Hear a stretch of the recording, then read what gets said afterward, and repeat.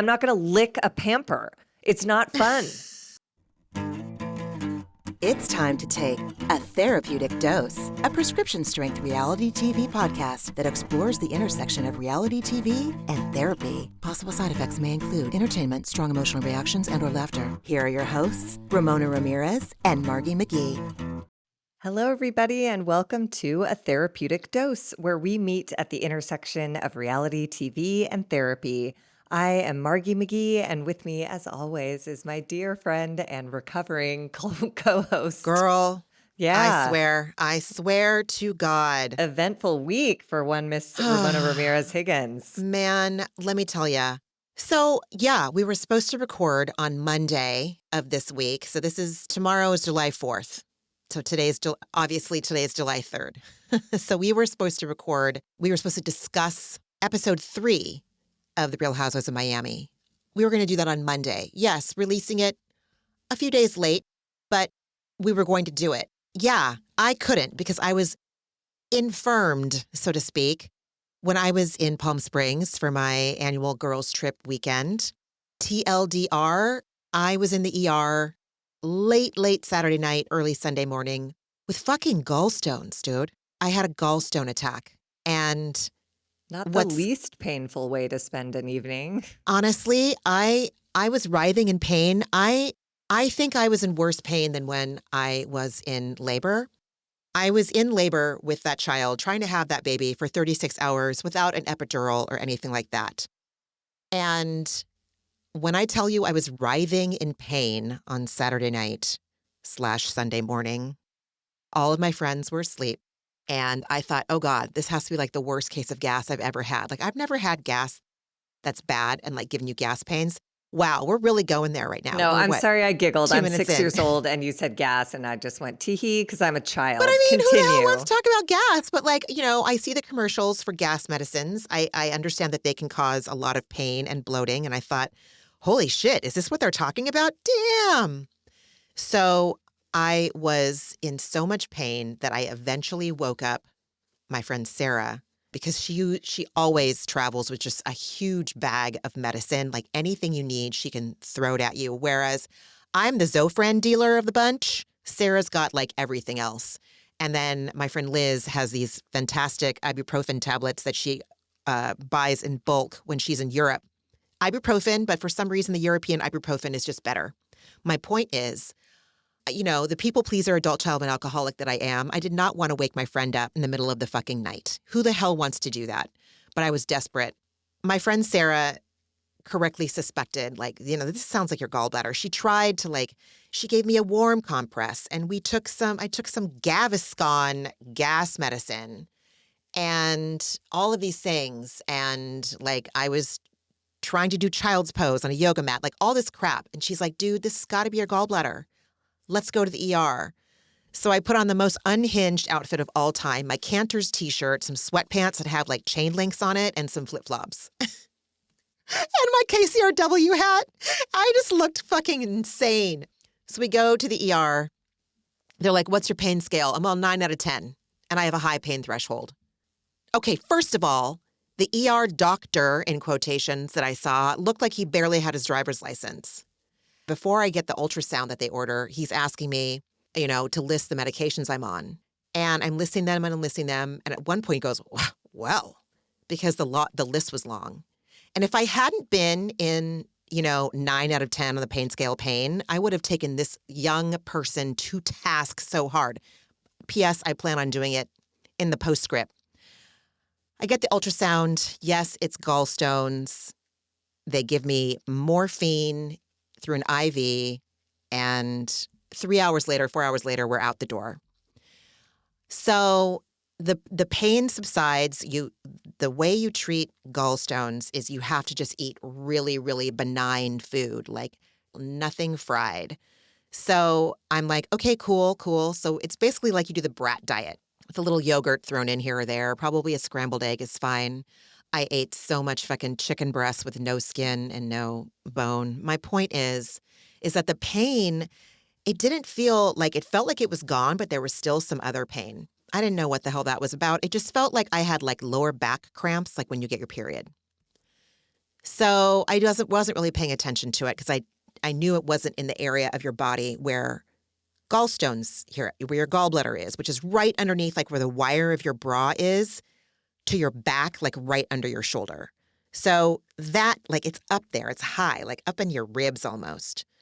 So the pain I had after the fact just felt like lower back cramps, like a dull ache in my lower quadrant on the right-hand side. That's key.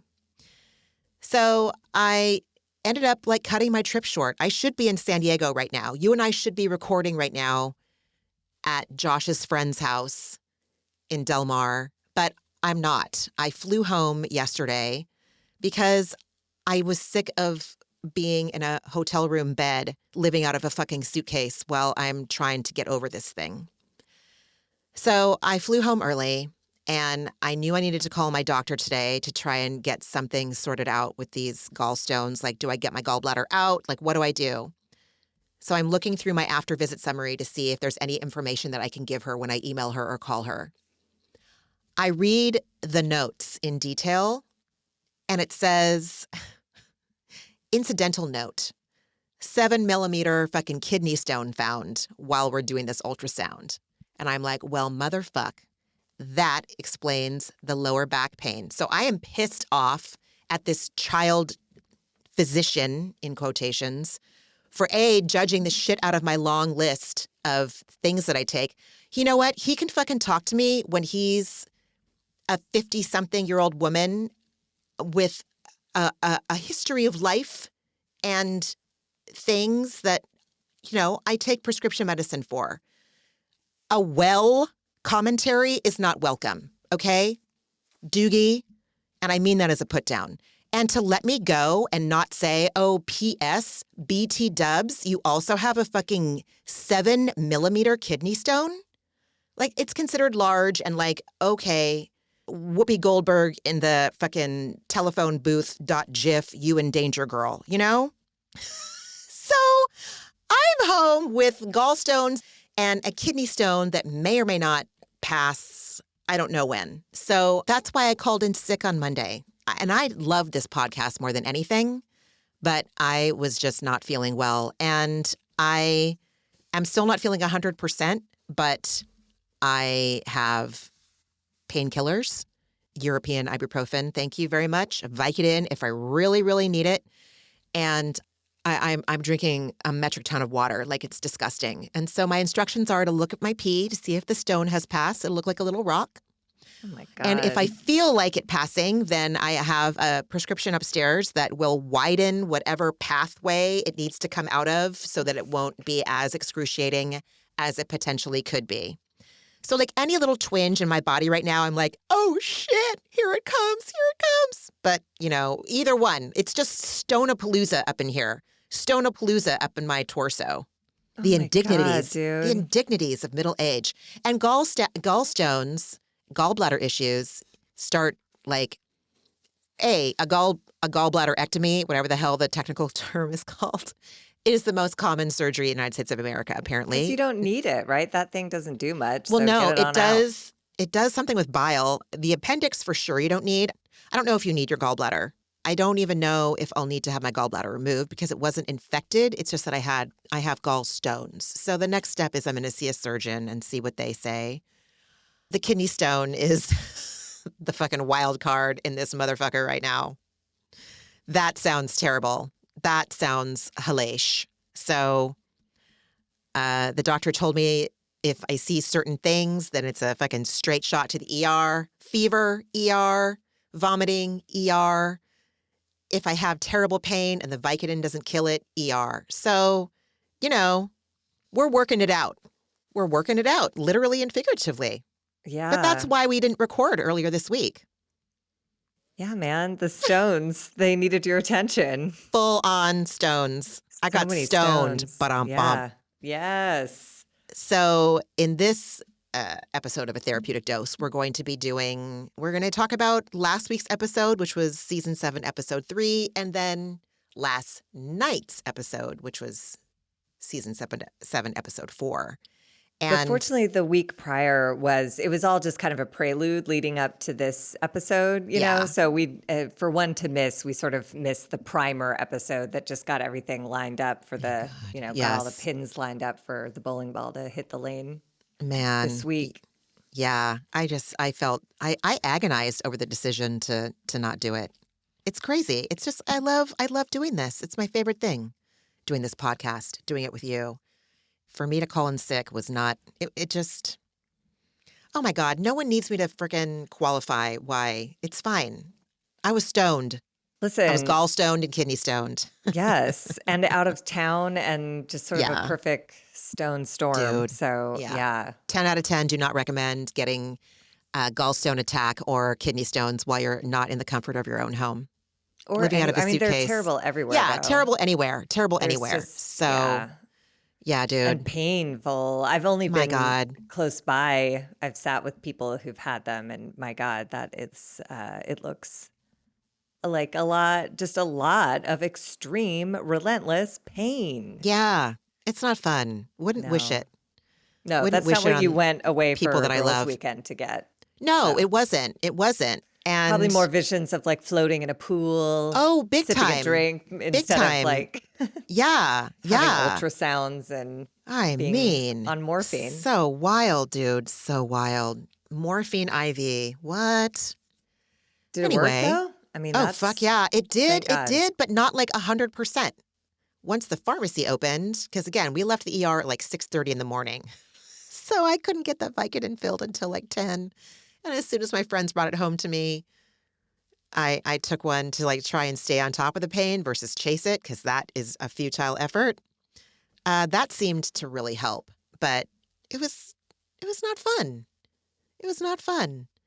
Thought for sure it was Yeah. going to be the appendix coming out, and I was going to have a story to share with my kid because he had his taken out. Who cares? I don't need to talk about this anymore. Everyone cares. Nobody, yeah, Oh, that kind of pain literally don't wish on anybody. Like that's not even a worst enemy kind of pain. It's so agonizing and awful. Oh, look, I forget who I'm talking you to. forget who you're talking to. Even in Oh, the it's worst enemy kind of immediate. pain. I'm okay with worst enemy. That I don't know if you noticed, Margie. That's what I said. I wouldn't wish this on anybody that I love. Oh, I didn't notice, but I Yeah, should have paid that's what I closer said. attention to I was that specific. very carefully chosen I language. chose my Yes. words carefully, and that's why I said I wouldn't wish this on anyone I love or care about. Yeah. Or am acquaintances with, fond acquaintances with, friendly, the baristas at my local Pete's. No. Some people have at it. Have at it. Miles from an ER. Miles. Oceans from an ER. Okay, now I can STF you. Now I can calm it down. I'm just so Sorry. glad that you I'm done. are like home and recovering and, for all intents and purposes on a path to well-being. Thank you, friend. I Yeah, appreciate with that. support from various drugs and a plan of action if those don't work. So that Dude, makes me yeah. feel comforted, as your friend, Yeah. that there's a system in place. Yes. Back to normal enough to be an extreme hater. So That's sort of the bar. That's the bar for showing that's my up bar. for Yes. the podcast. It's like, Mm-hmm. can I appropriately get my hate on? Yes. Yes. Yes, I can. All right. So you're home from Palm Springs, and now Yes. let's take ourselves to Miami, Let's take shall ourselves to we? Miami. And just FYI, this might be a more abbreviated, different kind of format than we normally do, because I don't know how much comfort I have in me to sit on this, steel stool and not be chugging jugs and jugs of water per my doctor's advice. But we'll see what happens. It'll all shake out exactly how it should. We'll give it a start, and then whenever Yeah. you need to dip out, as Tom Sandoval would Dip say, out. you go on Yes. ahead and dip out. Ah, So just a little recap of episode 3, which was last week's episode. The broad strokes are Marisol did get married to Steve. They had this little cute, happy courthouse wedding. And I really liked hearing their story that they've been together since 2020. And the reason they wanted to make it legal is because Marisol says something to the effect of like, we're on the other side of the hill, basically, and we want to be able to be legally connected so we can look after each other and make medical decisions and all the things that like a marriage certificate affords a partnership. And so it was like, it was equally romantic and practical, which made it weirdly more romantic to me. I thought it was real sweet. Yeah. I'm not a fan of the fact that people have to be married in order to be able to do that for each other. There's, like marriage doesn't have to be a requirement for everybody, you know? That doesn't make those partnerships any less valid, binding, serious, committed, lifelong as like a marriage certificate makes it in the eyes of a hospital or a fucking legal, like a financial institution or whatever. Like, it makes me mad. It makes me mad. But I understand where Marisol's coming from. I get that. I just wanted to put my little editorial on that, That's fair. So, Yeah. mm-hmm. And then we do learn that Lisa's dad did pass away and she's off in Canada for his memorial in that episode. And then we get this adorable extended trip to the Museum of Ice Cream with Kiki and her daughter, who is my new child favorite on this show. Her daughter Summer is so cute. At the Museum of Ice Cream, she just wanted chocolate, and they have like 10,000 rooms where they offered her every possible other option. And she was just fully fixated on like chocolate. I want chocolate. It was so cute. And in this visit, Kiki's brought her mom with her. And her mom, apparently with the rest of Kiki's family, is encouraging her to have a relationship with her father, who was a turd to her, kicked her out of the house when Kiki was just 15 years old. And he kicked her out because she was a successful model, which in his eyes made her a whore. So he kicked her out of the house, and Kiki reports that she saw him mistreat, likely abuse her mother. And so she has complicated feelings about being back in touch with her dad. And that's sort of the dramatic element of the trip to the Museum of Ice Cream. Is a lovely balance of family drama and adorable daughter seeking a chocolate ice cream. I mean, the generational trauma, man. Like Kiki's mom saying, my dad was strong and cruel, and your dad was strong and cruel, but he's always going to be your father. And unfucking subscribe. Unsubscribe. I don't give a shit what DNA you share with somebody. Strong and cruel, go ahead and cut that motherfucker out. Go ahead. I'm just not a believer in the he's your father, so Agreed. He's entitled to some kind of anything. It's that my favorite line from Parenthood, which I've probably relayed a million times here before, when Keanu Reeves says, you need a license to catch a fish. Hell, you need a license to own a dog, but they'll let any asshole be a father. And I'm like, oh my God. It's so true. Like, they're not entitled. If they're terrible to you, like, it's okay to take space to figure out how or if you want to have a relationship with them. And all of these, like, old school, in my family as well, it tends to be the women, the old school women who are like, well, he's your father, and it's like, you only get one. And it's like, well, that one did the best he could. And I really mean that now at this age. I really do. I called my dad on Father's Day. We had a lovely conversation, and I'm so grateful. But it took 20 years for me to like go to therapy, try talking to my dad, realizing that that's never going to get us anywhere, cutting all contact, then re-entering once I was healed enough to let him be just who he is and not need him to be any different. And like, it just takes time. Yeah. Yeah. Anyways. Ugh. Jeez. Then it's Alexia who plans this surprise wedding celebration for Marisol and Steve. And at Marisol's party, Larsa is gossiping with the girls about Jody's aggressive behavior in Milan. Larsa has big feelings about Jody, implying that he was high on cocaine, likely true, and reporting that he yelled at both Larsa and Lisa, that he was like pretty aggressive with both of them.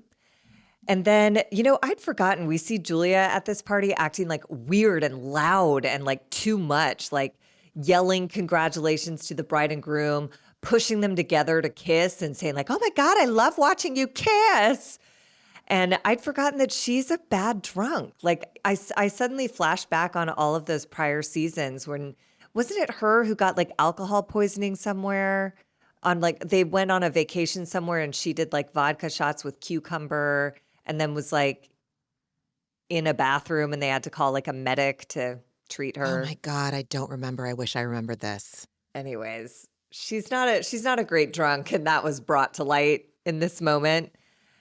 And then we get into what was relevant in that episode, which is Kiki calls Julia over to the table saying that Guerdy and Julia should talk. There's still tension between the two of them related to Julia's birth, adoption announcement and Guerdy's apparent behavior on this cruise. And I mean, I don't know if we need to get into the weeds, but they have like a pretty gnarly back and forth.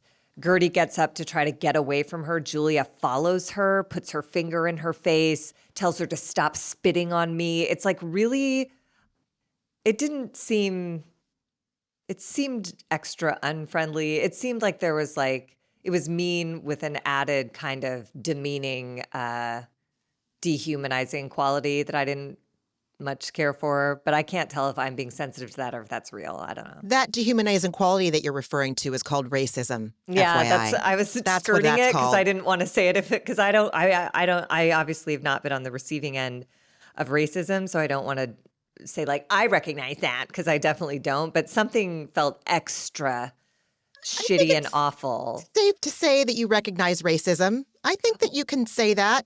It looked like it. And Yeah. in the following episode, when Russell says, the image in my head of that big woman standing over you, and he got it right. Because that's what it looked like. Guerdy was backing away and Julia was coming at her from up and over with her finger waving it in her face. Like the fact that Guerdy didn't swat that hand away or like her restraint was exceptional. And I think how Julia behaved was unforgivable. I'll be curious to see how this plays out because ick. They start hashing things out at the table. Guerdy explains what happened on the cruise, and it sounds manipulative and terrible that Julia called Guerdy in a panic saying, Martina's having a health emergency and I need someone to come on this cruise. And Guerdy had just returned from a cruise with Russell and was unpacking and was like, what happened? And Julia wouldn't tell Guerdy how Martina was suffering or with what. And so Guerdy, of course, as a good friend, was like, okay, I'll just be there. And she was there. And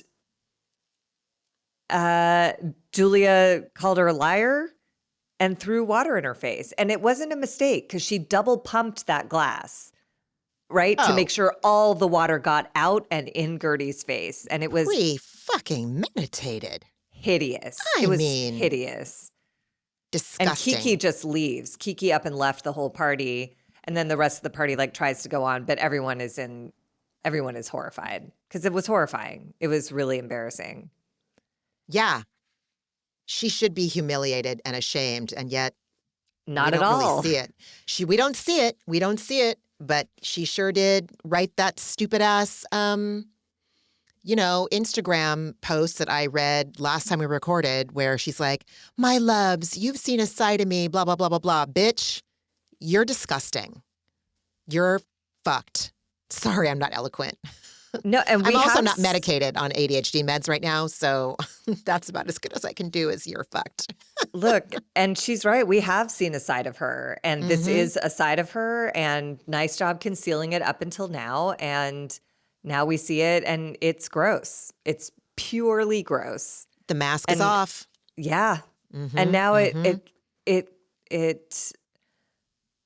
it frames everything now. Like that's who she is and I can't unsee it. And so the next episode opens with her at a voice lesson, which I was like, why are we doing this? Yeah. Singing terribly. And her patient voice teacher asks her how she's doing and she starts crying.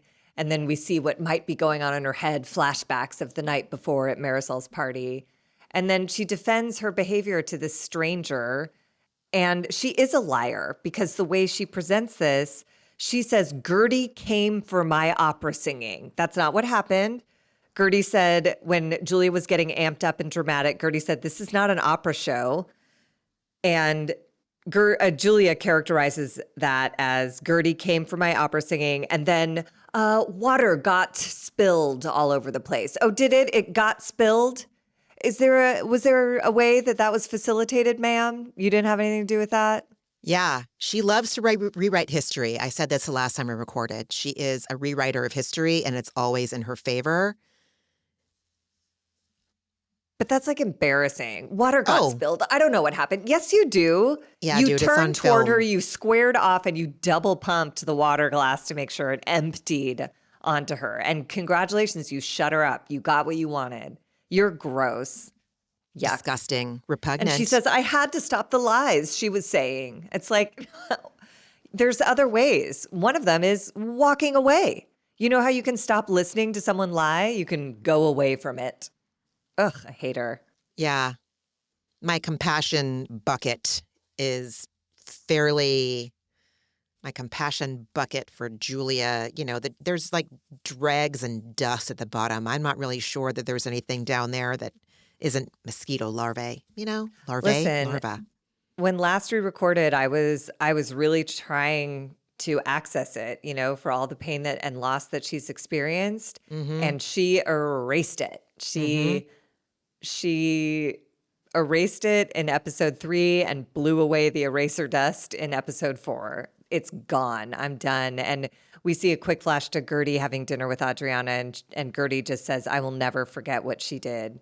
And Adriana says she kind of went to the dark side. And it's like, yeah. Yeah. And it's on camera for eternity. It's on camera. So Yep. may Yep. we never forget. Oh, no. I won't forget. Mm-mm. She is gross. Oh.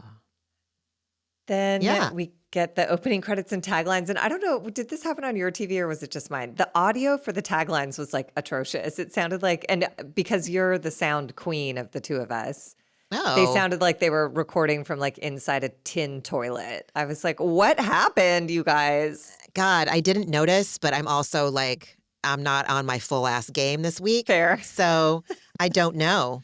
That's Fair. a good question. I'll pay attention to that next time. And in those opening credits, we got our first glimpse of Stephanie, who we finally get to meet in this episode. And I think she's a great housewife.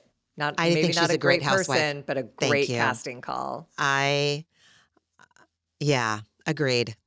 Yeah. I mean, a fucking PJ to Orlando. With caviar, like a No. 20-minute private jet ride with I caviar to pick up your dog. My God, the poor fucking ozone, dude. The poor planet. And I'm going to go pick up my dog in a private jet. Pew, pew. Like, are you fucking kidding me?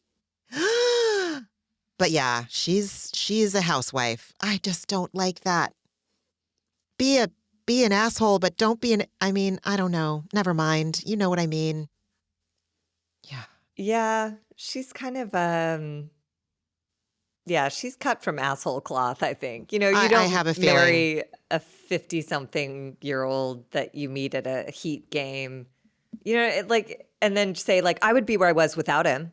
I mean, I got a little help, but I'd be here without him. I'm like, okay, dude. It's hard to say. Maybe, but you were 26 when you met him and you know what I mean? I don't know. Yeah. And Yeah. look, live your life, do your thing, but just like, don't do that. I We do can't believe there ever are know. some like 25, 26-year-old women that are with men that are half their age or more than half their age. Twice double their their age. age. Twice. Yeah. Thank you, Jesus Christ. Twice their age. And God, it's like I want to not be skeptical and yet I'm skeptical. But I don't know. Look, I don't know. I think it's part of the attraction is the stability and the success. And like, that's totally reasonable. But to discount it and pretend that didn't factor in, where it's like, we just purely fell in love. No, you didn't. If this had been Love is Blind and you couldn't see his clothes, bank account, his name on the building since the 80s, I'm not sure that you guys would have had such a soul connection. It was undeniable. But she said since she was little, she's wanted to be rich. Yeah. And good girl, you identified what you wanted and you got it. She Get did. She did. Why not? Just like Erica Jane and Tom Girardi. We'll never know. We'll never know. It comes with its own set of pitfalls. But look, I love people who know what they want and go and get it. At least there's clarity and no secrets. It's just, I'll take it. Yes, yes. Then we're with Guerdy. I love her. She's decorating her house for Halloween, and her son Liam like loves Halloween. And Russell, her husband, had told her to slow things down, but she's looking for a return to some normalcy in her life. And she said, decorating brings me back to a normal that I know. And her two sons enter, and Liam, her Halloween-loving son, loves it. And Miles, her other son, couldn't give a shit and looked irritated that there were cameras and all this crap in his living room. He's adorable. I mean, man, Guerdy's good. She's awesome. And silk screening decorations. And I'm not, I really need to be able to get it up for Halloween more. I have a kid. He loves Halloween. I find the colors ridiculous. Orange and black together, like blah. I don't know. It doesn't matter. No one's here to talk about this. Margie. No, we are, but she said the theme is Panic at the Disco, so she skirted orange and she put disco balls in skulls, you know? Oh my God, so she I love was a able to loophole make like that. Yeah. Yes, She I made it love a design classy. loophole. Mm-hmm. Guerdy. Love it. And then Guerdy and Russell sit down to talk. They have this very serious conversation.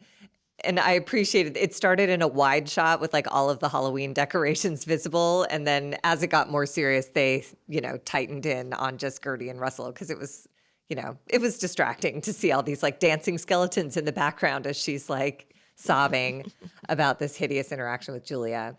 And yeah, basically they start discussing Julia humiliating Guerdy for the entertainment of the other women at Marisol's party, and Russell is disgusted by what he's picturing in his mind, the big, tall woman aggressing his wife. I love Russell. He's I do. everything. He's great. I've noticed that, I don't know if this is completely like irrelevant, but also just something I observe with Russell especially is, his wife has an accent. When she speaks English, she sounds a certain way. And Russell has like, do you hear like hints of it in the way he talks, hints of her accent? I don't know. Maybe like her cadence, I guess, maybe. Yeah. I don't know. Yeah. There's something about like the rhythm, the pace, the something, and like just the way he says like certain words that I wonder if he's taken from how, probably purely self-consciously, like my white uncle sounds a little bit like my grandmother, my Mexican grandma. May she rest in peace. Like when Madonna lived in London yes, or in the early 90s, and she came back with a full British accent. And there's one Lakers announcer who sounds like just a tad bit like he could be Mexican American, who like grew up speaking Spanish, Mexican American, but he's not. And I think it's just like a reflection of the people that he's around the majority of the time and kind of like takes on that affectation. And I find it fascinating and I love it. I think it's charming. I think it's one of the charming things about Russell. I love Russell. Again, please, God, let me have Russell. Just let Russell not be disappointing somewhere. I need to get a grip. I'm watching people on TV. Get a grip, Ramona. Get a grip. I mean, they tried to give him some music, like musical stings when he said the words big, tall woman. But I think he was really just trying to articulate the picture he was seeing in his head. I don't think he meant it in any way as a slam on Julia. It's just like she can use her height to intimidate, and she did. So he gets it. Mm-hmm. And then we get Julia and Martina at some grocery specialty food store. And the scene starts with Julia seeming to know that she should take accountability for being a dick to Guerdy, saying, I had no right to make anybody wet. And then there was another music sting, and Martina like raised her eyebrows, but but she takes no accountability. She said she basically, it again becomes completely self-serving. She goes, I feel embarrassed in front of Marisol for allowing Guerdy to get the best of me. So now this is Guerdy's fault. Her outrageous behavior is Guerdy's fault. Okay. And I want to reiterate the fact that explanation that she gave that I read a couple of weeks ago, the explanation she gave on Instagram, she takes no responsibility. She never says, I'm sorry, I was wrong, full stop. Guerdy deserves better, full stop. She rationalizes fucking everything. And I have only this much patience for someone who's a victim. And I have even less patience for someone who's a victim and is destructive to other people and doesn't say sorry, just full stop sorry, without the qualifications. Julia's bad person. Yeah, and She's not a good Martina's like person. an enabler. Like, I'm not Oh, sure if my Martina God. has an opinion, doesn't give a shit, or shares actually the opposite opinion and just doesn't say anything. But those are all bad options. Like, help your wife see the nature of her wrongs so that she doesn't, but I don't think Martina, I don't know what. Water seeks its own level, and she is a terrible piece of shit as well. Yeah, I In, guess in, so, in man. IMHO. I'm sorry that she is dealing with a terrible disease. I think she's I think that they deserve each other. I think they deserve each other. They do seem like a good match. I'll say that. Mm-hmm. We get this little flashback scene to Marisol, Alexia, and Julia having some sort of little afternoon gathering. And Julia apologizes to Marisol for making a scene at the party. And Marisol kind of isn't having it. And she says that throwing the water crossed a line. It was too much. And Julia looks sufficiently shamed, but then again turns it on Guerdy and said, Guerdy tried to wage a war with our family. And basically, it comes down to Julia's mad at Guerdy for exposing the truth that Julia went to Paris to get a facelift while Martina was getting radiation treatment for her cancers, plural.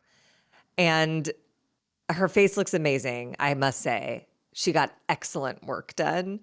No shame in that, but shame on all of the rest of this. And Martina seemed fine with it. She's like, I don't care that you were there. So why couldn't Julia just say like, look, my wife and I spoke about that and I wanted to get snatched and she was fine with it. And so I did. Like, why make this like, why come for Guerdy for something that you're a housewife? Of course you got a facelift.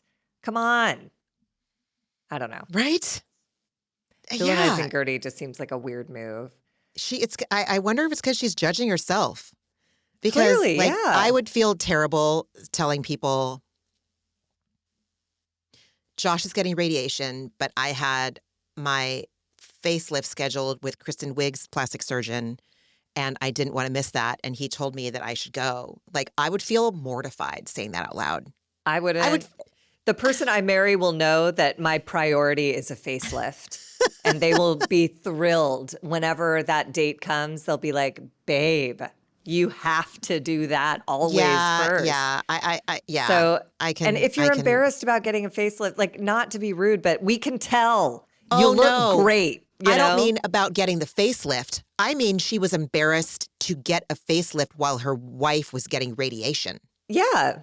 Oh, okay. Yeah. Yeah. I'm just saying, like, yeah, be more secure in your choices. Like, that's who you are. That's the choice you made. And the woman you married is someone who I believe was probably like, I can handle radiation. And I don't know. I would have a harder time. But I love plastic surgery so much that I would also be like, I can understand why this is a conversation. I don't know. I hear you. Bottom line, none of it is Guerdy's fault. Fuck no. Martina's radiation schedule and Julia's facelift appointment have nothing to do with Guerdy. And if you're ashamed of how you live your life, live a different life. Right? Good God. Agreed. And then Julia reads to Marisol and Alexia this apology text that she sent to Guerdy, which was thoughtful. But then she immediately, like, she gives Guerdy no time to sit with it. And she's like, well, I never heard back with her. And so now it's Guerdy's fault. She provoked me. And so none of it was sincere. And Guerdy was right not to respond because it clearly was not coming from any kind of genuine place of wanting to reconcile. Or more importantly, take responsibility for being a see you next Tuesday, you know? Mm-hmm. Okay. Yeah. Full on. Full on. And then we get the moment that broke my whole heart with Guerdy sobbing to the point where like she can barely talk because this, she says Julia violated me in front of the girls for their entertainment. And in her confessional, she continues by saying it was a physical, symbolic act to degrade me to a level as if I was nothing. And I've never felt that way before. And like you don't come back from that, Julia. I hope it was worth it. And I hope you digging in to being an absolute bitch on the other side of it feels great. Like, oh my God. Look Oh my at this God is woman. right. And Russell, I'm with Russell. He can't believe that anyone would be comfortable attacking a woman who just emerged from cancer treatment. And it's a miracle she's survived. And you're going to throw water in her face over a dinner with Captain Sandy on a cruise? Are you fucking kidding me? You have lost the thread, ma'am. Yeah. You don't Big know what time. life is about. This is Big crazy. time. Adriana is going to throw a baby shower for Julia and Martina. And Julia tries to present as this like benevolent, wonderful person who's like, I don't want anyone to feel excluded. So I'm going to go ahead and let Guerdy have an invitation to this baby shower that Adriana is throwing. And she says the words, I don't want anyone feeling left out if I believe the person can be mature enough to control herself and be cordial. And I, again, in all caps, screamed into my notes, you're the one who stood up and threw water in her face. You cannot be trusted to be mature. You do not control yourself. You are not cordial. You don't deserve to go. Projecting. I mean, oh my God. Pointing the finger when there's three pointing back. Julia's not good, dude. She's irredeemable. Like we're like 2 scenes in and I'm like, oh, I'm done with you forever. You have been written off into the permanent, like fucking Santa's naughty list forever. Ugh. Oh, and then here we go. So Larsa, we meet Stephanie on her private jet as they fly from Miami to Orlando to pick up Stephanie's dogs from her parents. They touch A 1 down. hour flight. Yeah, they touch down on 1 a hour. runway, get the dogs off the tarmac, put them on the plane, and head on right on back. Dude. Yeah. And the only new piece of information in that little scene is Larsa has a quick FaceTime with Marisol, who shares the news that Alexia and Todd have filed an extension with the courts for their divorce. So they've bought themselves 3 months more to decide if they want to get divorced or not. And Larsa and Marisol decide they're going to take Alexia out for drinks just to get some good girl time with her because she seems drained.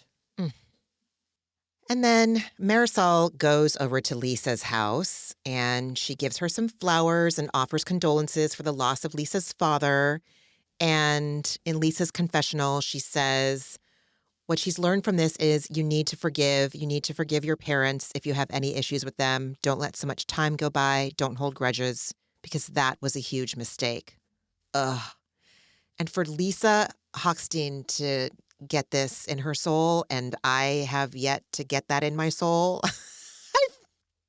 But that bad. I swear to God, it's just reductive on, it's just minutes past a death. You know what I mean? It's Okay. like this man kicked her out when she was 16 years old. Or in Lisa's case, she left her own house at 16 because he was such a raging alcoholic. Like, She thought things were not good. Yeah. yeah, you could hold a grudge until you feel safe and have built up your own resources enough to not be affected if this person acts out again in your presence. So I understand where she's coming from, like having just returned from a memorial service, but like this isn't a fair blanket statement. No, Nobody needs Okay. to forgive anybody. And it's not holding a grudge. It's protecting yourself and establishing your own safety before you re-enter a relationship with someone who is unpredictable. I'm projecting, but that's how I No, feel. I think too that I need to feel resourced myself before I can say words like that. Like I need to, how am I trying to explain this? Like, okay, I know what I'm trying to say. I think the difference is that, and I could be wrong, but it seemed like Lisa really had, no, she didn't. Well, okay, I'm not going to speak for Lisa. I'm going to speak for myself. I don't feel 110% confident in my not having expectations. I have moments of it, but is it a baseline, a foundation that I can count on, a foundation of not having expectation? It's getting there. I'm laying bricks. The grout's drying. There's pieces to be put in. But what I'm saying is that I think that's why I can't say something like this yet, is because I still feel like there may be parts of me that still have expectations that he can be the person that I want him to be. And again, I can't confidently look you in the eye and tell you that I could say those things without being dishonest. And so, yeah, I hope that makes sense. Yeah, I mean, I think Lisa was given like this kind of little pink cloud to send him out on because Yes. they'd been separated for so many years. They had a wonderful reunion and he got to meet both of the kids. They had clearly a lovely time together. And before, in my experience, most alcoholics, have a swing in the other direction. Before that could happen, he passed. And I'm so sorry for her for that. Yes, But yes, my yes, yes, experience yes. is you get those moments and they're so hopeful. And even I've gone through 50,000 cycles of them and each one is hopeful. And I'm like, yay, maybe this one will stick. No, it's like, it's a, remember Dr. Nicole, right? Who was on this Yeah. show? Yeah, like Yes. her alcoholic father was a Yes. great example of like showing up hours late to lunch, showing up already drunk, showing up with a weird girlfriend, wife, I don't know what the hell, hitting on her friends at her wedding, like ugh. Like that's the whole picture. So he showed up great, but he was gross.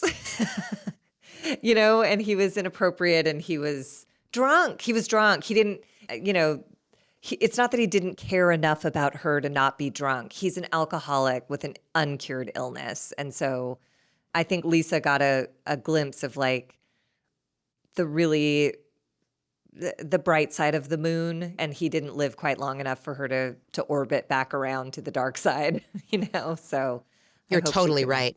You're yeah. totally right. Absolutely. I can see that 100%. I can see that 100%. Uh, Marisol tells Lisa that she's worried for Alexia. She says Todd is draining her emotionally. That's a big deal, dude. That's a big deal for your friend to say about your relationship. Draining her emotionally. Whew. I mean, we've seen it. Like he left out of nowhere. She had that huge meltdown at that dinner where she was screaming and then sobbing and all of this. And now she's hiding, obviously. She's doing a very poor job of hiding, being back with him. And later in the episode, she refers to him as her husband, which he is legally still, but like, whoa. Yeah, it's draining me. If it's not draining Alexia, it's draining me. Word. Agreed.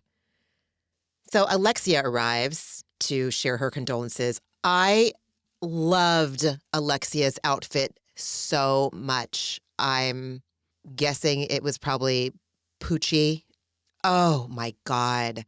The Which one was lavender. this? It was the Oh, pants, yeah. the beautiful, like wide Oh, leg, like yeah. silky satin pants with, I think they had a pretty significant cuff at the bottom. They were just like wide leg. And then the shirt with the same pattern, but it was in a different fabric. And I was like, oh, 10 out of 10 would. I love the fashion on this franchise so much. I love the color. I love the risks. They don't give a fuck. They don't give a fuck. No black to be found. Nothing wrong with black. Love the color black in clothes. Love it.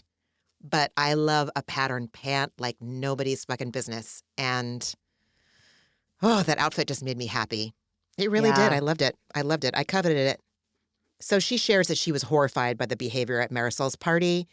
And then she fills in Lisa about what Larsa said, her version of events about what happened in Milan with Jody having the big eyes and being combative with Lisa and Larsa. And Lisa claims that Larsa is a liar and a manipulator. Margie, I watched this episode. I watched it twice. I don't know who's telling the truth. It can't be Larsa, right? It can't be Larsa. Well, I think But we they're find both out, so narcissistic. but I think we find out it is Larsa because the very next scene is Larsa FaceTiming Jack, the creative whatever. And Jack said he was there and that Jody was out of control. And even Lisa was telling Jody to calm down and shut up. And this guy says to Larsa, like, he lost it on you. And he goes, and his eyes. Yeah. Everyone's fixated on his eyes, and his eyes are crazy. But I do feel like they're kind of always crazy. They were getting a little extra wild in that photo we saw. But he's, you know. Yeah. Lisa said that she likes him because he reminds her of a Furby. Good I would be Lord. so pissed. I'd be like, did you just admit on fucking national TV and wherever else this is going to air that I remind you of a Furby? Oh, My that's God. gross. I know. Oh my God. But his eyes look like, you know, in like anatomy books or like, what was that touring God. exhibition? Like I know what you're saying. the body Yes.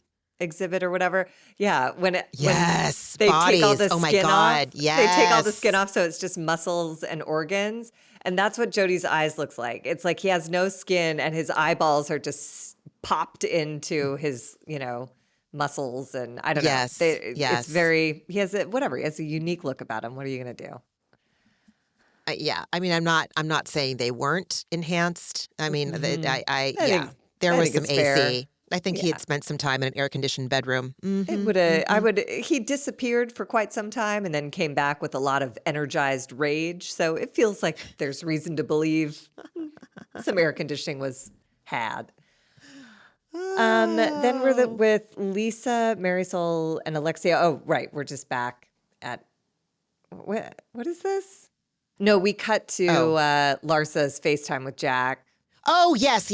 Okay. And then we're back with Lisa, Marisol, and Alexia. And Lisa's just saying she's pissed that Larsa's focused on anything other than offering her support in the wake of Lisa's dad's death.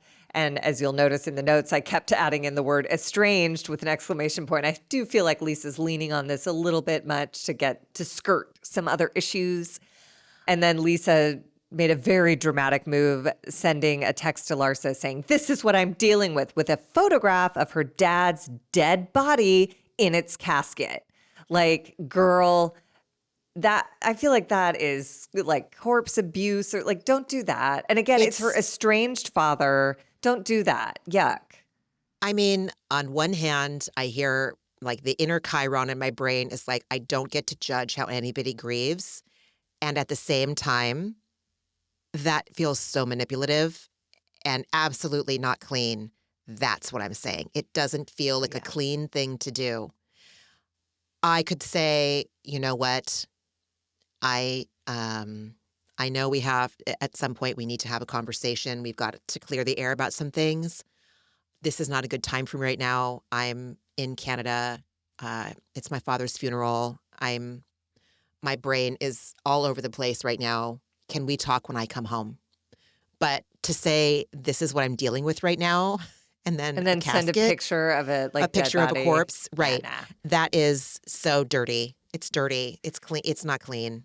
You're right, because like Lisa's breakdown in the last scene of this episode, I believed. She got drunk and she's consumed with the confusion and overwhelm of losing a parent and the grief that surrounds that. That I believed. This felt like you said, it's not clean.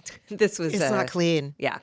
And Lisa ironically says, Larsa doesn't give a fuck about anybody but her fucking self. And I'm like, Dude, 2 peas, 1 pod. yeah, mirror much. Yeah. Ugh, God. And And we then have, yeah, you go go, you ahead. go. No, we have Kiki in the car with her daughter, Summer, who's so adorable, as you say. And she's so adorable. On their way to pick up Kiki's dad from the airport. And last week, Kiki's mom told her to treat him with respect, even though, yeah, he called Kiki a whore for modeling and abused Kiki's mom. And Kiki's mom, this is just generational trauma that I don't like to watch. I don't like to watch. I don't like to hear it. It's very, it's hard for me to not personalize it. It's hard for me to not get stressed out for Summer. It's hard for me to not get stressed out for her son. It's hard for me to not get stressed out thinking about Kiki's dad's other children that we learn about. It's hard for me to not get stressed out about wondering what's going on that I can't see, Yeah, but Kiki handles it really well. In her confessional, she says her dad kicked her out at age 15 for modeling. And then she didn't see or hear from him for 10 years. And during that time, her family kept urging her to reconnect and to give him a chance. But she took her time and she took 10 years. And these are her words. It took her 10 years to start to try to forgive him. Not 10 years to forgive him and now we're cool. It's like, it's 10 years later and I'm starting to try to forgive him. And she says it's baby steps, and which is clear because he gets in the car and Kiki asks if he'll be staying in the States for a bit. He's visiting from Haiti and he says, no, he's going back because he has a 2-year-old son. And her dad now has 7 children. And Kiki expresses her upset that he keeps having more kids when he still isn't showing up properly as a grandparent to her kids. And, she has to remind him to stay in touch with her son, and he makes no effort. She tells her dad, Shamar, her son is in college now. And she goes, but you wouldn't know that because you never asked for him. And then this is something I would do and it's inappropriate, but it did make me laugh. Kiki tells her daughter, Summer, hey, you have a 2-year-old uncle. And then Kiki just mutters under her breath, what the fuck? I mean, It's insanity. But at a certain point, you're just like, well, this is crazy. So let's just let everyone in on the joke. You want to party with your uncle? He's 2. Like, this is nuts. Oh my God. Oh God. Good Lord. Oh. And then we have the scene with Marisol, Larsa, Julia, and Stephanie. They are gathering to meet Alexia for drinks, as planned. And Larsa reports that Stephanie does not like kids. Birkins and boogers don't go together. I guess. Yeah, it's true. This is what It's makes true. her a valuable housewife. Statements like that. And, Yep. she has a yep. really clear point of view, and I'm on board. And then Stephanie arrives and she instantly bonds with Julia. And she says that, oh, my husband loves your wife. Like, aim high, Stephanie's husband, I guess. I don't know. Maybe they're they're both, I don't know, quasi-boomers. Not that there's anything wrong with being a baby boomer. I'm just saying those kind of boomers. Look, I'm telling you all that I learned from Jeff Bezos's wedding is that rich people love rich people. They Yeah, don't care, that's like true. You're right. morality, You're right. value systems, all that out the window. If you're Yeah. ultra rich, you like other ultra rich people and you want to hang out. So Billionaires love a Fine. billionaire. Yes. Mhm. Yes. Mm-hmm. Ay. So, yeah, Stephanie has her confessional that she met Masood at a Heat game when she was 26 and he was 50, and that the age difference bothered her, and she didn't want to be labeled a gold digger, but she fell in love and went for it. And like you said earlier, she says from an early age she knew she wanted to be filthy rich. And she thought about freezing her eggs, but couldn't find any time in her schedule to do it, so she didn't, because she says that she doesn't even have time to pee. We see that dramatic scene where she's, oh, no, I didn't go to the bathroom yet. Like, Yeah, one of her okay. assistants is holding like a clipboard going like, did you go to the bathroom? It's on your schedule. It's like, okay, business. We Yeah, get it. She's busy. Fine. Yeah, okay, we get it, right? So she grew up 3 months out of the year on a farm in Colombia, and she stuck her fingers up chicken butts to feel for eggs, and she castrated and ate cow balls. Pass. She's first-generation American, and because of that, there was no option for failure. If one door closes, go find another. I don't know. I get it, I guess. Fuck toxic positivity, but also I don't know.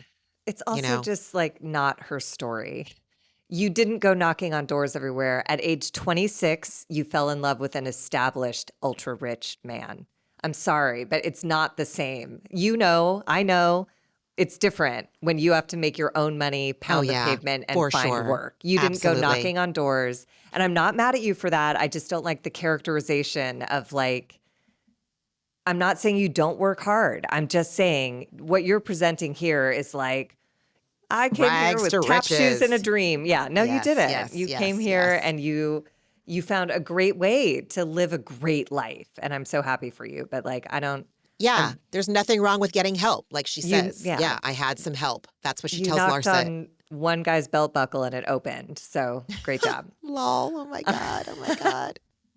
Back at the bar, Stephanie is saying she's very impressed with Julia for adopting these two young children. And she says, it tells me everything I need to know about the kind of person you are. And I don't think it does, but Yeah. more will be revealed. I got the sense that they were kind of like dogs, like kind of checking each other out when they first met. Like, I'm not sure how to feel about you. I don't really know. I got the sense that Julia wasn't really a huge fan, and I felt like Stephanie was like laying it on a little thick, like trying to be familiar pretty quickly, but not more as like a power move versus actually feeling like that. Like she's trying to become really familiar really quickly. And I'm not really sure what her angle is. I don't know. I don't know what It her deal is. It I don't might be know. that thing of like there are some rich and powerful people I've encountered in my life who like everyone to like them. So upon first meeting, they'll do everything to get you to like them, and then they'll decide later if they like you. And it's of no consequence to them if they cut Oh. you out of their life. But if you don't like them, that makes them itchy. So they open up really charismatic and lovely and let you come to them and like them. And then later I wouldn't, if I were Julia, I wouldn't feel super secure in this connection. And I think Julia just likes, this woman is loaded. And I think, Julia makes her feel good to be liked by the richest bitch in the group. So great. And Julia invites Stephanie to her baby shower. And Alexia at this point is still a no-show, and Marisol gives her a call on the phone, which she does not answer, but she does immediately text back saying she's in bed with a migraine. And everyone's like, she's in bed with Todd. So, crap. Ay, ay, ay. Ay, ay, ay. Oh my God, Margie. It's like I can see the episode in my mind and I just rewatched it and I'm just blanking on fucking everything. I'm That's sorry you're okay. doing so much of the heavy lifting. No, I'm happy to. Please. We're at the baby shower, and Julia called Adriana to ask her to seat Stephanie, the new girl, next to her. And Adriana, in a lovely moment of pettiness, said, "No, Stephanie can sit across from you. I'm the hostess, and I'm your best friend, and I'm going to sit next to the guest of honor," which I think is fair. I do too. Yeah. P.S. Okay, Adriana looks, what, mid-40s? Maybe? Looks In my, mid-40s? in my opinion? Yeah. Okay. Adriana, I do feel you like she looks so young. I feel I like they think, all look great, but yeah. She's, her IMDb, she's going to be 60 in November of this year. She's going to be 60. She's 59 years old wow.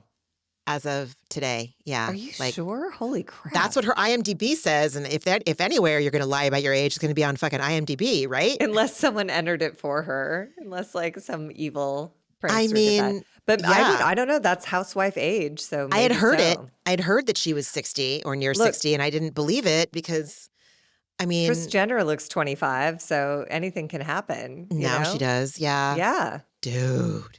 Anywho, Um, so Alexia arrives at the baby shower, and Larsa tells her they missed her last night at drinks, and we're in Alexia's confessional where a producer asks her, "Why did you stay in?" And this is Alexia's answer.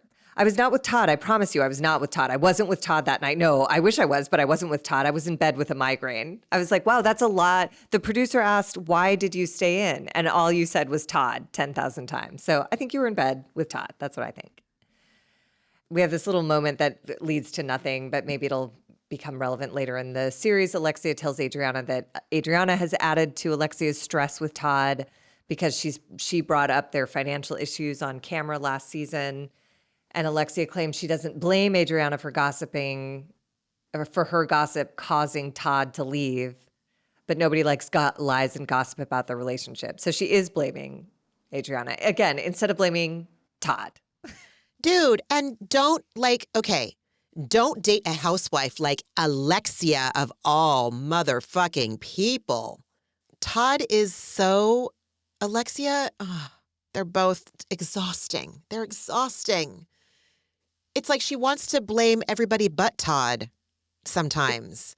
Exactly. She it- never blames Todd. She had 2 days of blaming Todd, and now it's everyone else. Now it's Adriana's fault for something she said last year. Like, this is nuts. Right. And if you're Todd and you don't have any financial issues, then what Adriana says, who gives a shit? Adriana has been Yeah. a shit stirrer ever since she first walked on this set. Not set, but like ever since she became a cast member on Miami, she's been a shit stirrer. Like that is her sole reason.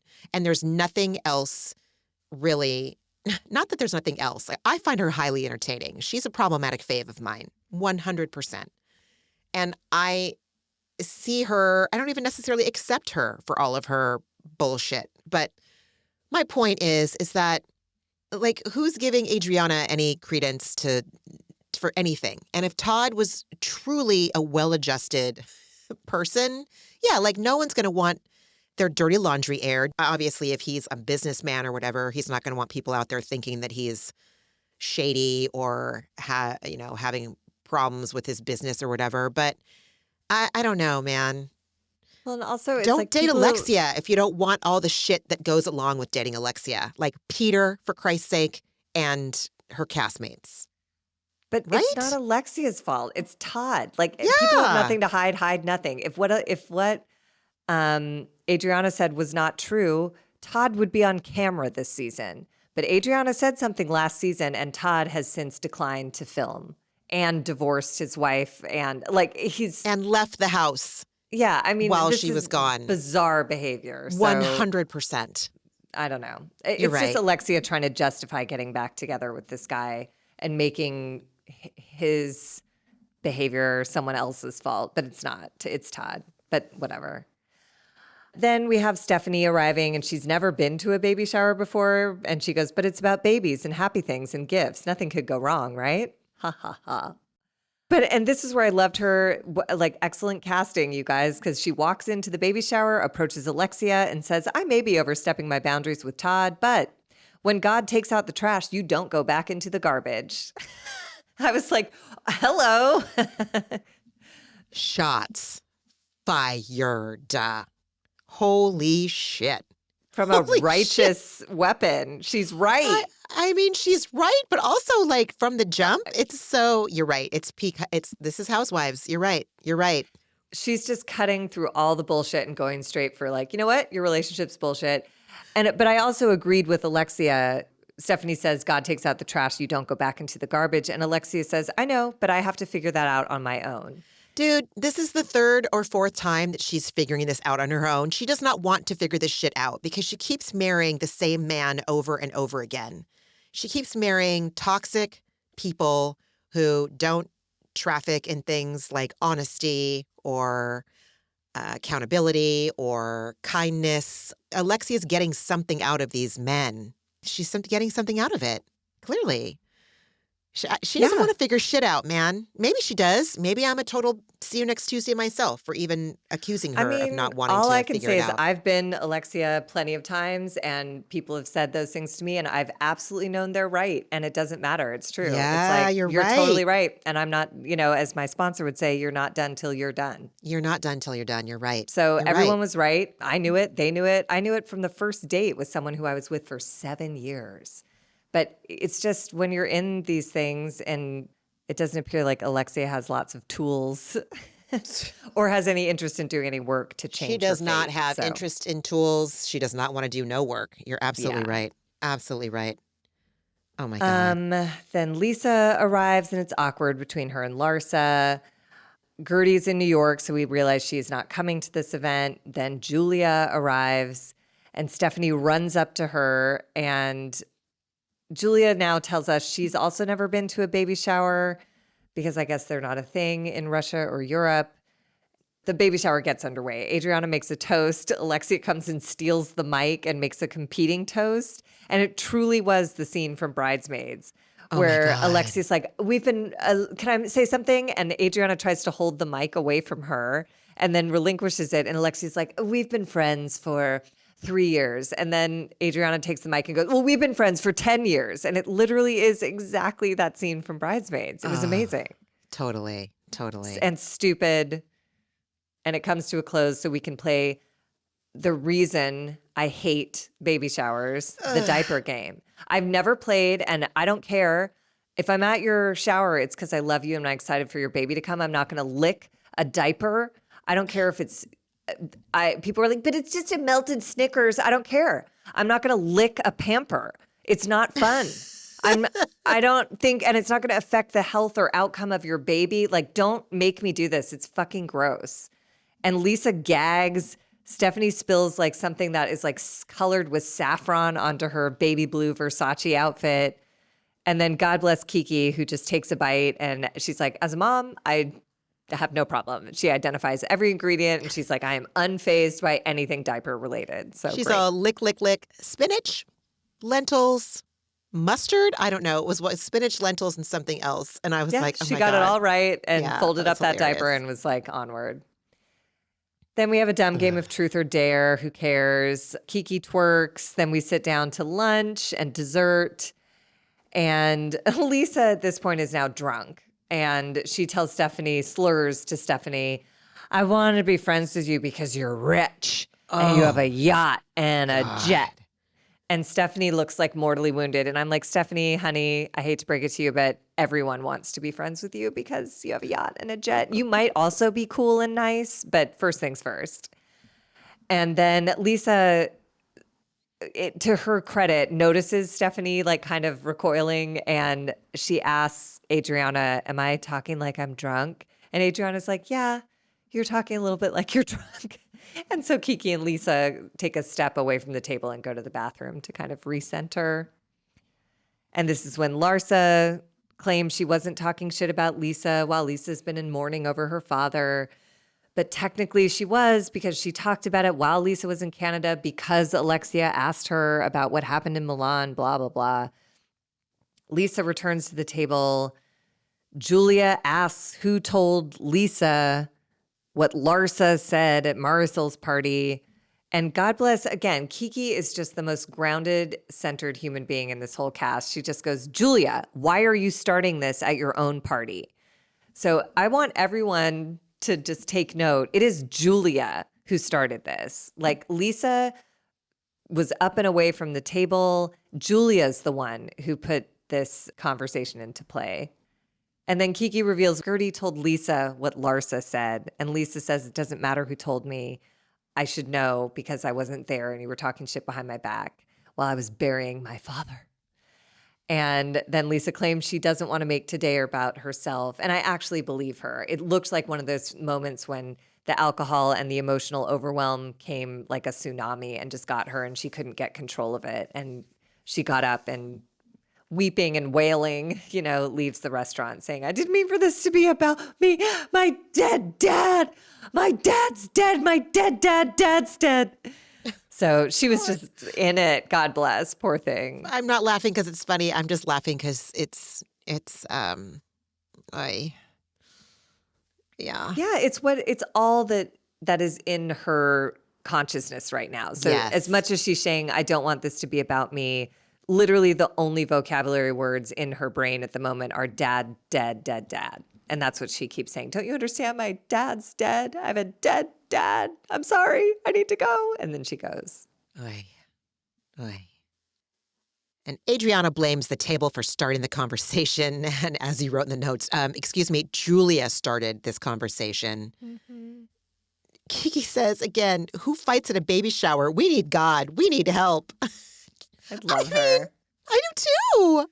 We need God. We need help. That should be the tagline for the whole show. Yeah. For the whole Housewives franchise. Honestly, All of you're them. right. All of them. Yeah. We need God. We need help. We need God. And then we need help.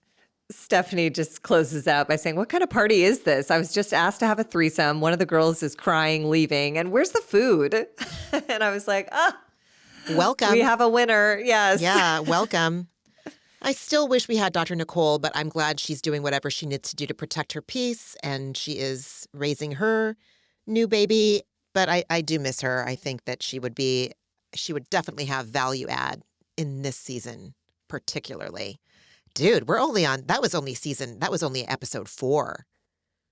I Woo! mean, Coming in yeah, hot. Coming indeed. in hot. Friend, Um, oh, go ahead. No, I you. was going to ask you the same question. What else did you watch this week? Or could Uh, you watch anything as you were? well, before the stones came for me, the stones in 2 different organs came for me. In Palm Springs, I convinced my friends to watch an episode of Trainwreck, which is the docuseries on Netflix. And we watched the one called Poop Cruise Mhm. about the cruise ship wow. Anyway, and then on my flight home yesterday, I watched the episode about American Apparel. And it didn't teach me anything I didn't already know, really. And then I also had moments of feeling really guilty watching it on a plane because there was some nudity and there was some crotchal shots in tiny men's briefs. And I was obsessed with that story when it first broke. I had been shopping at American Apparel before they even had stores. They just had the warehouse. And I still have some of my most favorite pieces I own are American Apparel, and they are coming up on being 20 years old, and I'm not going to say I'll never get rid of them, but I love that stuff. I read a memoir, or I don't know if you could call it a memoir, but a woman that used to work for them, work for American Apparel before this shit hit the fan. She wrote a book that I found much more fascinating than this documentary, but And in my opinion, again, because American Apparel is it's downtown first, Echo Park second, Los Feliz third, and then everything else kind of like they focused way too much on the New York stores. And I was like, dude, you cannot talk about American Apparel unless you're like doing the entire thing from Los Angeles. Like you just can't. But that is my opinion. And my opinion is not the opinion. It's just But wasn't it mine. made in LA? Like, wasn't Oh that their whole yeah. thing? Is that their Yeah, they were warehouses were on in LA, oh God, in the what was their fashion street called? district? Warehouse Drive, right by Alameda. I don't know. Yeah, I mean their warehouse was iconic. It was huge. It was a standalone building. No one was doing that at the time. No one was making stuff in America, cute stuff. Like I remember even seeing the models going like, "Oh, this ad campaign I'm really into." Like I see stretch marks. I see people with dark skin color. I see unfiltered pictures. Like I was a fan from the jump. And some of the best times in my life, I was wearing American Apparel for them. Honestly, there was a shirt that everyone in my family had. So many times in my life, I was outfitted in American Apparel. So it was an interesting documentary. I watched last week's episode of And Just Like That. And then it was, I think I'd started feeling bad a little bit on Saturday when I was in Palm Springs because I never need to like take time to go inside, but I started feeling off. And my friend Gabi was in the room we were sharing, like resting. And I came in and I was going to rest too. And she's like, "What are you going to do?" And I said, "Oh, I'm going to watch an episode of Love Island." And she's like, "I'll watch it with you." And Margie, I was like, I physically reacted. I was like, "Oh, you will?" It was like a dog seeing a leash. Like, "You're going to watch this with me? Are you serious? Oh my fucking God." And like, I couldn't even believe my fucking luck. And so we plowed through 2 episodes and she was like, "I kind of want to know what's going to happen in the next one." And I was like, "Girl, if there's another one on while we're here, you don't have to ask me twice, man." I was so stoked because I have a handful of friends that watch reality shows. I don't know if everyone watches Love Island that I know who watches reality TV, but I can't put it down. I fucking love it. Like, again, as soon as we're done with this, I'm going to go upstairs. I'm going to do some dishes and make myself some dinner, and I'm going to watch tonight's episode of Love Island. So shout out to my friend Gabi for watching some, utter trash of reality television with me. So, and then I watched a lot of episodes of Sex and the City because it's my comfort show and I needed a lot of comfort this week. It's one of my comfort shows. And so I watched all of season 4 and I'm on the burger season now, season 5. And it just felt good to like watch it in the hotel room when I didn't want to get out of the bed and I couldn't go do anything because I felt like shit. And I was like, I'm going to watch some Sex and the City reruns on Netflix. So that's what I watched, friend. How about you? Love it. I watched some train wreck episodes as well. I did watch the Poop Cruise, which is exactly what you would expect it to be, as you know, the title tells you everything you need to know. And then I watched the Astroworld tragedy one, which was absolutely fucking devastating. So yeah, do not recommend if you don't have an interest in seeing the story of a totally preventable tragedy. And then I watched America's Sweethearts, Dallas Cowboys Cheerleaders, the new season, and it's spectacular. It's amazing. And I'm a little behind on Next Gen NYC, but I still really, really love that show. And then I didn't watch the whole episode, but I caught the end of The Valley this week, which was Kristen Doute's proposal. And it was actually really sweet. It was just one of those moments where I'm like, I've been watching you guys for like a decade, and here she is getting engaged, and it's really lovely. And I don't know, it was sweet. But that's pretty much my watch list. And what was your antidepressant this week besides morphine drip? Just to back up and talk about, I cannot watch the Astro World one because I can't watch. I was like, dude, like, Travis I feel Scott bad is for the dead to me. I don't understand how he is performing anywhere. Like, parents lost children, people lost friends, siblings lost. How fucking horrifying! I would just be devastated. Oh my God. And then I tried watching Next Gen NYC when I was packing. Now my packing anxiety had me so bad that it was just bad. It wasn't any different packing for this trip because I had to pack for 9 days. I thought I was going away for 9 days, Palm Springs straight to San Diego. Turns out, anyway, I couldn't get into it, man. I wanted to so bad. I'm like, oh, I'll put it on while I'm packing, but it couldn't cut through my anxiety either. That's all I wanted to say. That's it. No one, you know what? I'm sorry. That doesn't add any value at all. But I really wanted to. Totally fair. Yeah, maybe under different circumstances, it'll grab me. People love it. I'm in the minority. People love that show. People love it. I mean, I just find it interesting, again, as like a long-term Bravo watcher to see Kim Zolciak's daughter and Candy Burris's daughter becoming best friends when their moms remain feuding. It's just like, it's kind of lovely. Like you were talking about generational trauma. It's like, it doesn't have to be. Like these two girls re-met on this show. Both of them were nervous to come and have their first sit down together because they were like, hey, our moms hate each other. And they were like, but we don't. And now they're like best friends. And it's lovely. And like, it's things like that. I don't know. And it's also, again, that stage of life in New York City, it's nostalgic for me. And so I'm always kind of fascinated by that. So anyways. I do. You know what? Those two did stand out to me. Yeah. And they're, when they're introducing themselves, it's like, oh, damn, these people are real. And they're weirdly, like, in some ways more grown up than their parents. 100.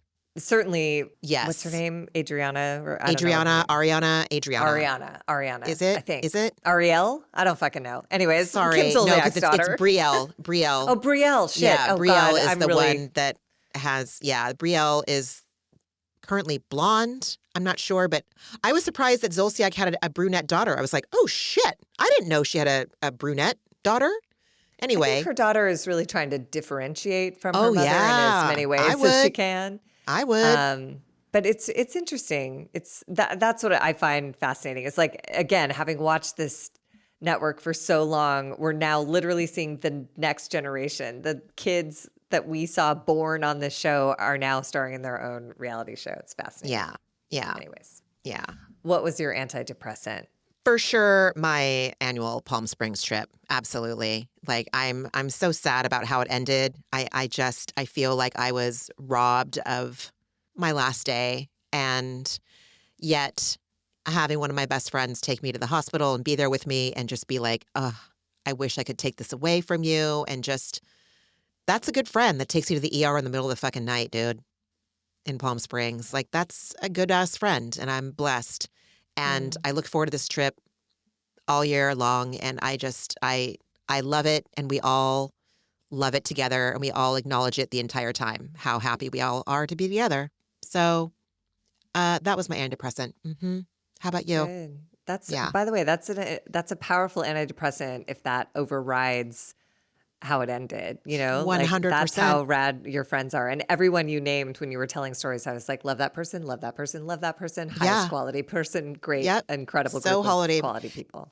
Yes. So quality, so high quality, and just love me thick and thin, high points, low points. You know, what's better than that? We've been friends since we were 15 and 20 respectively. You know, that's a long ass motherfucking time. You don't get luckier than that. You don't get more blessed than that. So 10 out of 10, no notes on those ladies. No, they're great. And they love you too, Margaret. They love I you. love them. Oh, what was your antidepressant? My antidepressant was Friends as well. I went to a friend of mine was doing a show. The Fringe Festival just happened, and he had a show in the Fringe Festival. So a couple other friends of mine, we were like, let's go see this show. And so we met up like an hour before the show started and hung out. Then we went to the show, which was an hour, and that's where I thought the day would end. But we were just so happy to be around each other that we're like, let's go hang out after. So we went to this bar after to meet with our friend who'd been in the show. So then we collected him and the four of us went to dinner. And it was like literally an 8-hour day. It was supposed to be a 2-hour afternoon. And it became this like we literally only went home because we all hit the wall and were so tired that we were like, I can't sit upright anymore. It felt like one of those slumber parties when you're a kid when you don't want to go to sleep because they're so funny and so creative and so interesting and energizing. And you use the word blessed. And like, I kept thinking that and not in a gross way, like, hashtag blessed, like literally like, this is grace. You know, my sister taught me that one of the definitions of grace is an unearned gift. And I was just sitting there at dinner, starting to fall asleep in my chair because we'd been hanging out for so long. But I was just like, this is a gift. These human beings are a gift. We accidentally fell into each other's lives 20 years ago. And like, what the fuck? We can spend 8 hours together and still like each other. And then we all got home. And then the text thread started. Everyone had gotten showered and into bed. And then it's like, bloop, bloop, bloop, bloop, hilarious text messages. Anyways, I'm just really lucky. Like, funny, awesome, honest, available friends. And I love them. So it was a really fun, unexpected day. I love it. I love Me it. too. Yeah, Oh, Margie, those are the best days. Those are some of the best times. they really are. Yeah. Like the sun was going down and I was like, I have to let the dog out and I have to go to bed because I'm old and I can't stay up. It was like 9:30 and we were all like, oh God. Oh my God. Anyways. Oh my God. Well, I'm so glad that you were able to tame the stones and take a seat and get through this one tonight. So I love you and Dude. I'm glad we could do it. Me too. Thank you so much for taking notes and for rolling with the punches because I was humbled. I was humbled by these stones. I was humbled. Everyone, thank you so much for listening. Thank you for your patience. Thank you for rolling with the punches too as we skipped a week. I hate doing that. And we will be back on our regular schedule next week. I think. I mean, here's God hoping. willing. Listen, who knows? In this Oh my moment in God. time, that's the plan. So we'll see how I it need all God. shakes out. I need help. What Yes, did Kiki ma'am. say? Yes, we need God. We need help. Oh my God. Well, I thank love you, you, everybody. friend. I love you too. And thanks everyone for listening. Yes. Take good care of yourselves. Yeah. Truly. Take good care of yourselves. Truly. Yeah. Drink your water. Don't get a kidney stone and don't get a gallbladder stone. Or if you Just- do, go to the hospital and get the help you need. Get the Yes, or support if you do, need. Yes. Because yes. there's no way that you can't know those things are building. Like when they happen, No. they happen. You just Oh got to my do God. exactly what Never. you did. I in a million years, I would never see either of these things coming down my pipeline. you know? Well, and again, when you reported that this was happening, I immediately read everything I could find. And apparently they build up and sometimes they go your whole life without ever affecting you at all. So even Yep. if you were to know they were there, you wouldn't change your plans until they were like, I'm going to ask for your attention now that you're on vacation with your friends. I feel like Yeah. this is a good time for me to not be ignored. So you Oh, never know. dude. Yeah. I'm just glad you got yourself some good medicine and that you have a really hopeful prognosis here. So A morphine and a Zofran IV cocktail. Yeah, me I'll too. take it. Me too, man. For Sounds sure. good. All right, everyone. We'll talk next week. Have a wonderful 4th of July weekend. Be safe. Yes, Yeah. indeed. All right. Bye, everyone. Bye. Ramona and Margie are obviously not doctors and do not provide medical advice. Their content is intended to be used for entertainment purposes only. It is not intended to be, should not be interpreted as, or used as a substitute for medical advice or a diagnosis of any health or fitness problem, condition, or disease, nor a recommendation for a specific test, doctor, care provider, procedure, treatment plan, product, or course of action. My mom isn't a doctor.